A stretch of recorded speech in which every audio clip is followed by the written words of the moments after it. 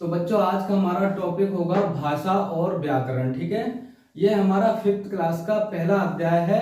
और सबसे पहले हम भाषा के बारे में जानेंगे कि भाषा हम कहाँ पर प्रयोग करते हैं और भाषा किसे कहते हैं। ठीक है, तो सबसे पहले हम पढ़ेंगे भाषा के बारे में।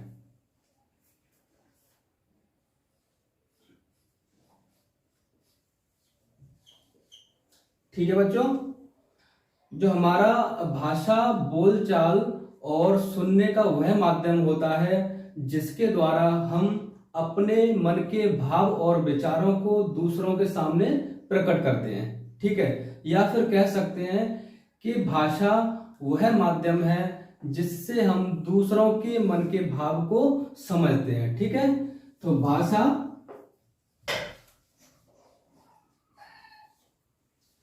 बोलचाल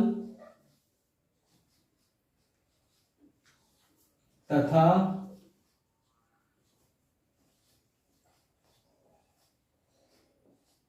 सुनने का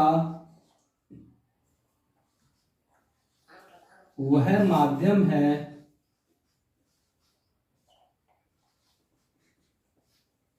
जिसके द्वारा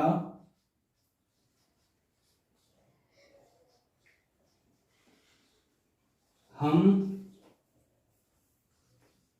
अपने मन के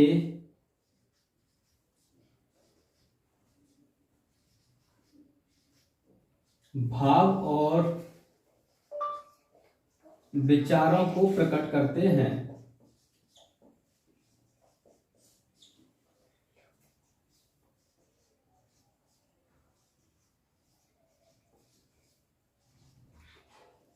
ठीक है बच्चों, या फिर हम कह सकते हैं कि दूसरों के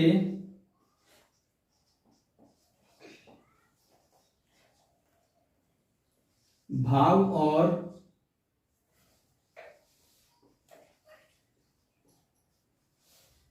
विचारों को समझते हैं।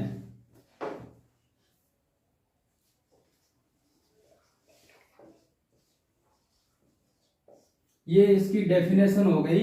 ठीक है, इसके बाद हम देखेंगे कि भाषा के प्रकार कितने होते हैं, भाषा के रूप कितने होते हैं। ठीक है, तो भाषा हमारी मुख्यतः 3 प्रकार की होती है।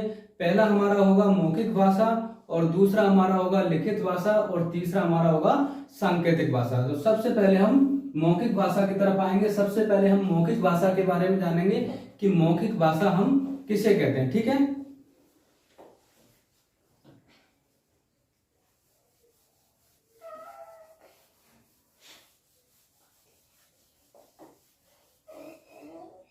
यहां पर मैं लिख देता हूं भाषा के प्रकार। भाषा के प्रकार,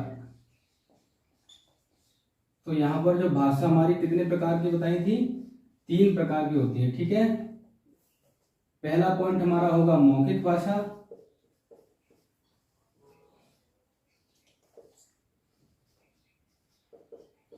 दूसरा होगा लिखित भाषा,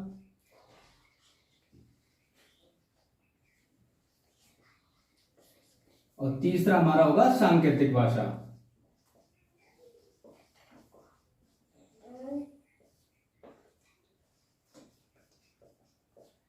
ठीक है, तो सबसे पहले हम किसके बारे में जानेंगे, मौखिक भाषा के बारे में। ठीक है, तो जो कुछ हम बोलते हैं या फिर सुनते हैं, ठीक है, जो कुछ हम बोलते हैं या फिर सुनते हैं उसे हम क्या बोलते हैं, मौखिक भाषा। ठीक है, और जो मौखिक भाषा होती है हमारा भाषा का प्रारंभिक रूप होती है। ठीक है, तो मौखिक भाषा क्या होती है, हमारा भाषा का प्रारंभिक रूप होती है। ठीक है, क्योंकि सबसे पहले हम बोलना और सुनना सीखते हैं। ठीक है, तो यहां पर हम सबसे पहले मौखिक भाषा के बारे में लिख देते हैं। ठीक है,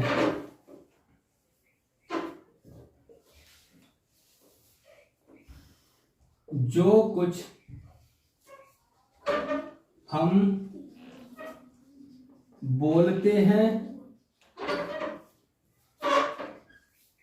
या सुनते हैं, ठीक है, इसे मौखिक भाषा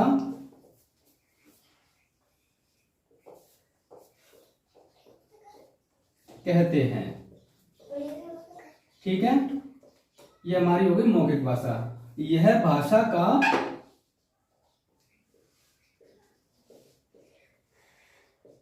प्रारंभिक रूप होता है।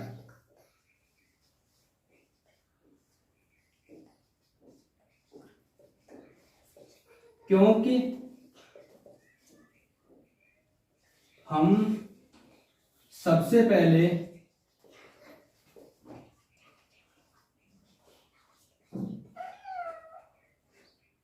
मौखिक भाषा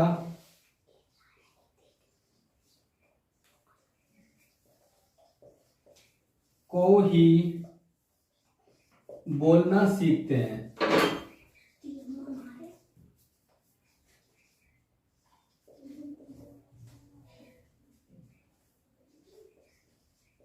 ठीक है, यहाँ पर मौखिक भाषा समाप्त हो गया। इसके बाद हम देखेंगे सेकंड हमारी कौन सी होगी, लिखित भाषा। तो सब फिर इसके बाद हम देखेंगे लिखित भाषा के बारे में। ठीक है, मैं इसे यहाँ पर मिटा देता हूं, आपने नोट कर लिया होगा।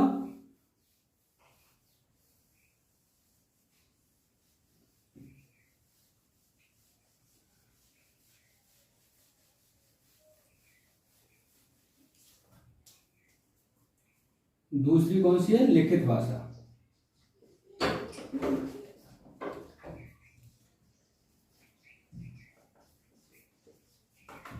तो इसके बाद हम पढ़ेंगे लिखित भाषा के बारे में कि जो कुछ हम लिखते हैं या फिर पढ़ते हैं उसे हम लिखित भाषा बोलते हैं, और लिखित भाषा को हम एक स्थायी भाषा के रूप में मानते हैं। क्योंकि जो लिखित भाषा होती है उसे अगर हम लिख देते हैं, किसी नोटबुक पर अगर लिख कर रख देते हैं, तो इसे काफी लंबे समय तक सुरक्षित रखा जा सकता है। इस वजह से इस भाषा को स्थायी भाषा की भी मानते हैं। ठीक है, जो कुछ हम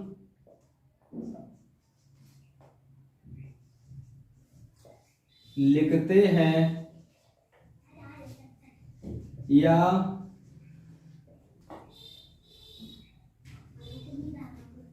पढ़ते हैं, इसको हम लिखित भाषा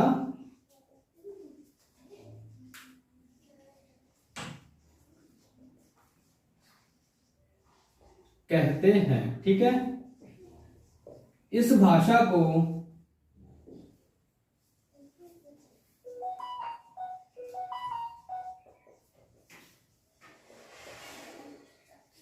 स्थायी भाषा भी कहते हैं।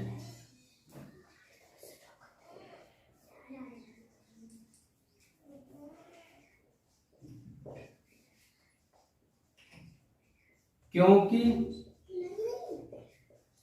इसे काफी लंबे समय तक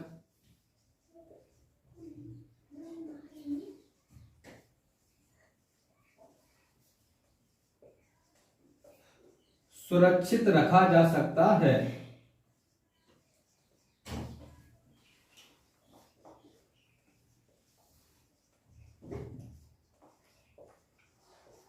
ठीक है बच्चों, ये हमारा कौन सा हो गया, लिखित भाषा। इसके बाद हमारा लास्ट होगा तीसरा, सांकेतिक भाषा।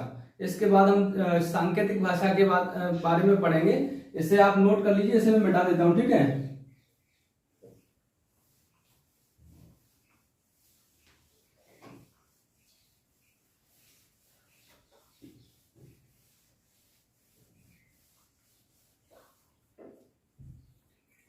तीसरा है हमारा सांकेतिक भाषा।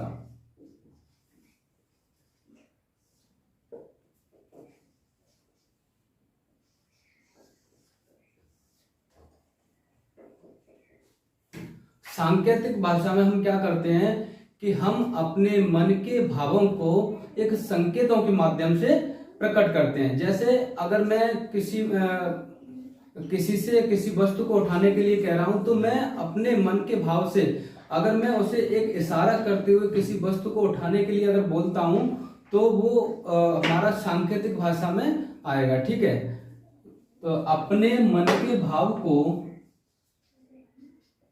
अपने मन के भाव को संकेतों द्वारा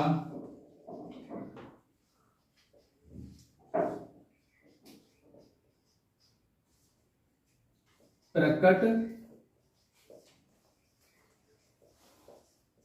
करते हैं। यह सांकेतिक भाषा कहलाती है।